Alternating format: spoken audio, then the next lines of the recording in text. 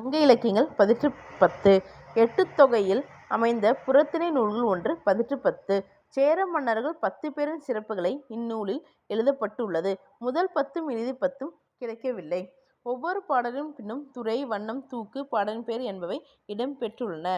இரண்டாம் 10 இமயவர்மன் நெடுஞ்சேரலாதனை குமட்டூர் கண்ணனார் பாடியது. மூன்றாம் 10 பல்யானை செல்கல குட்டுவனை குறித்து பாலை கௌதமனார். நான்காம் 10 காப்பியப்பற்று காப்பியனார் நார்முடிச் சோழன் பற்றி பாடியது. ஐந்தாம் 10 கடல் பிறகோட்டிய செங்குட்டுவன் மீது பரணர் பாடியது. ஆறாம் 10 ஆடு கோட்பாடு சேரலாதனை பற்றி காக்கைப்பாடினார் பாடியது.